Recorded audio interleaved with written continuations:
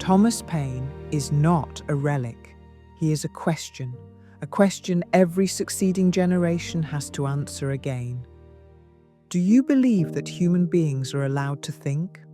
Not just repeat, not just inherit, not just obey. Think. Paine's revolution was not only against kings, it was against the idea that truth must be leased from authority. He did not say, "Believe nothing." He said, "Do not surrender your mind." "My own mind is my own church," he wrote. That sentence is not an attack on faith. It is a defense of dignity. It says that no priest, no politician, no algorithm, no institution gets to colonize your conscience. It says that reverence without responsibility becomes superstition, that obedience without reflection becomes exploitation, that belief without accountability becomes a tool for whoever holds the microphone. Paine believed in God, but he believed even more fiercely in human moral agency. He believed that any religion worthy of respect must answer to the well-being of people, that any doctrine that justifies cruelty must be examined, that any tradition that demands silence in the face of suffering has forgotten its own purpose. He did not want a world without meaning. He wanted a world where meaning could not be used as a weapon. That is why the age of reason is still dangerous, because it does not ask, "Are you religious?" It asks, "Who are you letting think for you?" It asks whether your ethics are alive or merely inherited. It asks whether you will outsource your conscience or practice it. Every era builds new thrones.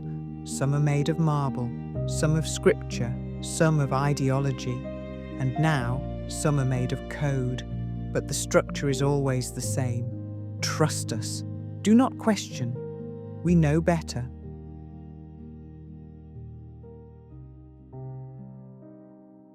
What Paine saw in the 1790s was something the world still struggles to admit: that poverty in wealthy societies is not a mystery of fate.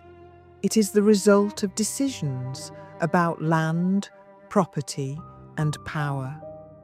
Paine's final contribution to humanity may be even more provocative than his attacks on monarchy or religious authority. Long before modern debates about economic justice, Paine confronted the problem of inequality with a clarity and moral force that was almost unheard of in his time and rarely matched since. In Agrarian Justice, written in the mid-1790s, Paine advanced ideas that would sound startlingly modern even today. He proposed pensions for the elderly. He proposed a universal payment to every young adult upon reaching maturity. In effect, he outlined something remarkably close to what we might now call social security and universal basic income. But Paine's argument was not merely about welfare policy, it was about justice. This pamphlet was the apotheosis of Paine's intellectual life. For Paine understood something that many revolutionaries had not yet grasped: political liberty alone is not enough. Even if one were freed from the arbitrary authority of kings, even if one were liberated from the presumed moral supremacy of priests and churches, what good would liberty be if millions of people lacked the material means to enjoy it? Freedom in name is little comfort to those whose lives are constrained by poverty. So Paine turned his attention to a deeper question. What had civilization itself done to the human condition? He begins by acknowledging that civilization brings extraordinary benefits: agriculture, science, industry, prosperity. But he insists that the task of a just society is not only to preserve these benefits, but to repair the damage civilization has produced. As Paine writes, to preserve the benefits of what is called civilized life, and to remedy at the same time the evil which it has produced ought to be considered as one of the first objects of reformed legislation. For Paine, the problem was rooted in the transformation of land itself. The earth, he argued, originally belonged in common to all humanity. No person created it.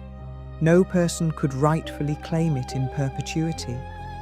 But when agriculture and private property emerged, something profound happened. The earth, once the shared inheritance of every human being, became concentrated in the hands of the few. And in that moment, Paine argued, the rest of humanity was effectively dispossessed. This did not mean that private property should be abolished. Paine was no advocate of confiscation. The improvements made through cultivation, labour and ingenuity were legitimate property. But the earth itself, the natural inheritance of humanity, had been enclosed, which led Paine to a principle that was astonishing in its simplicity and moral clarity.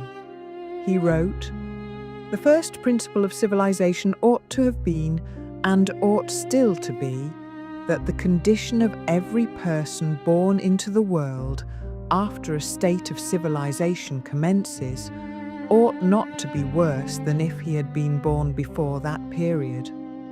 In other words, civilization should improve the human condition, not condemn millions to misery." Yet Paine looked out at Europe and saw the opposite. He saw immense wealth alongside crushing poverty. He saw entire classes of people born into deprivation from which they had little hope of escape. To Paine, this was not merely unfortunate. It was evidence of a deep injustice.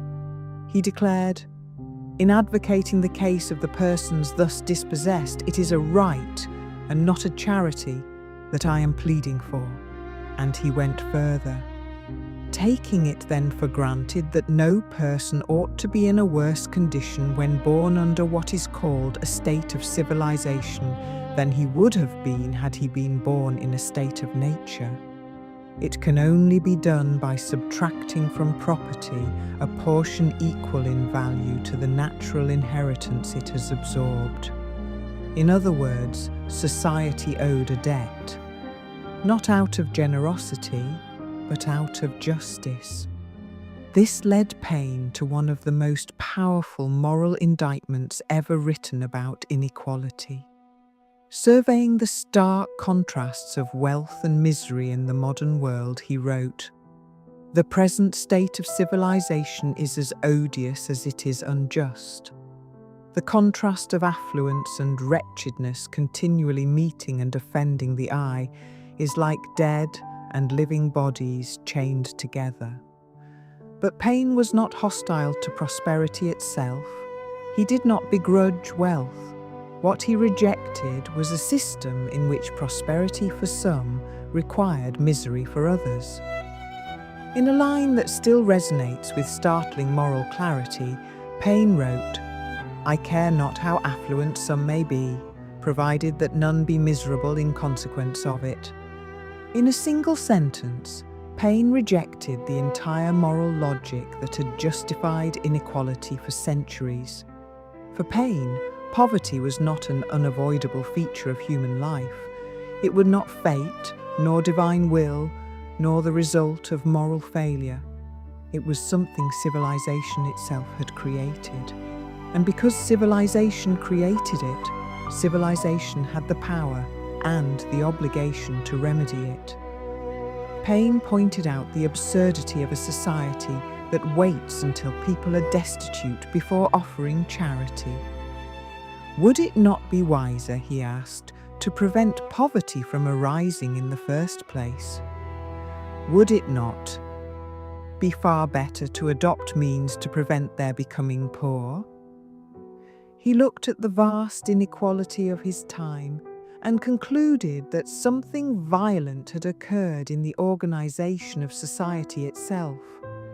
The rugged face of society, checkered with the extremes of affluence and want, proves that some extraordinary violence has been committed upon it. And Paine did not hesitate to name the deeper truth behind wealth itself.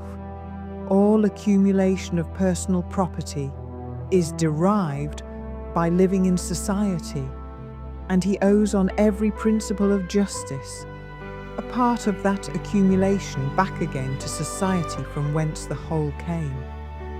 In this sense, Paine was centuries ahead of his time. Paine even offered a simple test by which any government could be judged, not by its wealth, not by its power, not by its glory, but by the condition of its people. In Rights of Man he wrote, "When it shall be said in any country in the world, my poor are happy, neither ignorance nor distress is to be found among them. My jails are empty of prisoners, my streets of beggars. The aged are not in want, the taxes are not oppressive. The rational world is my friend because I am the friend of its happiness. When these things can be said, then may that country boast of its constitution and its government." He was not merely the champion of political revolution. He was not merely the great pamphleteer of republican government or religious skepticism. He was something more profound. Paine understood that true freedom requires more than the absence of tyranny. It requires a social order in which every human being possesses the means to live with dignity. And in recognizing that poverty itself is not natural but constructed, often at the expense of others, Paine offered one of the most radical moral insights of the Enlightenment, an insight that still challenges the conscience of the modern world. Many Enlightenment philosophers railed against arbitrary authority. Kings, churches, inherited power all came under their scrutiny. But Paine did something different. He humanized the question of authority. He asked not merely who rules, but who suffers. And he insisted that liberty means little if it does not reach the lives of ordinary people. Paine teaches something far more radical. That dignity begins when you refuse that bargain, that freedom is not only political, it is intellectual, that human beings are not born to be managed, they are born to understand. And the age of reason is not a chapter in a textbook, it is a task. It's what happens every time someone says, "Show me." Explain it. Who benefits? Who is harmed? Does this make us more human or less? Paine paid dearly for that stance. But he gave you something in return. He gave you permission. Permission to think. Permission to measure belief by its effect on living people. Permission to say, humanity is my religion. If his bones were scattered, his legacy was not. It lives wherever someone refuses to trade their conscience for comfort. It lives wherever someone decides that inherited certainty must answer to human dignity. It lives wherever a mind stays awake.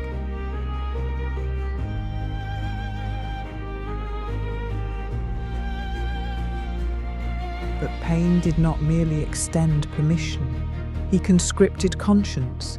He insisted that to recognize cruelty is to be obligated by it, that once you see, neutrality is no longer innocence. He did not ask people to question injustice. He summoned them to stand against it. The age of reason does not end. It waits for you, and now it passes to your hands.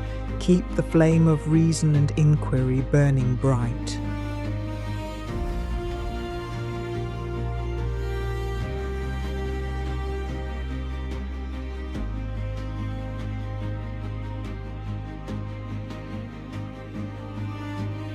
We hope that you have enjoyed this program.